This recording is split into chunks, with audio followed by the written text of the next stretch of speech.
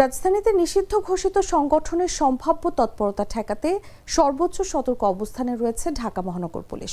সামাজিক যোগাযোগ মাধ্যমে ছড়ানো বিভিন্ন কার্যক্রমকে নজরদারিতে রেখে নগর জুড়ে বাড়তি নিরাপত্তা জোরদার করা হয়েছে।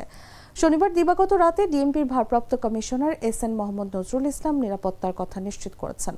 ডিএমপির অপর এক ঊর্ধ্বতন কর্মকর্তা জানান, ডিএমপির কন্ট্রোল রুম থেকে বৃহস্পতিবার রাতে রাজধানীর সব থানায় বিশেষ বার্তা পাঠানো হয়েছে। বার্তায় নগর জুড়ে নিরাপত্তা ব্যবস্থা আরও কঠোর করার পাশাপাশি ভোরের সময় অলিগলি ও গুরুত্বপূর্ণ সড়কে অতিরিক্ত টহল ও নজরদারি বাড়ানোর নির্দেশনা দেওয়া হয়েছে। ডিএমপি সূত্রে জানা যায়, 17 মে পলাতক শেখ হাসিনার স্বদেশ প্রত্যাবর্তন দিবস উপলক্ষে নিষিদ্ধ ঘোষিত সংগঠনের পক্ষ থেকে কর্মসূচি পালন করা হতে পারে। তাই অপরাধমূলক ও অবৈধ কার্যক্রম প্রতিহতে সর্বোচ্চ সতর্ক অবস্থানে রয়েছে পুলিশ।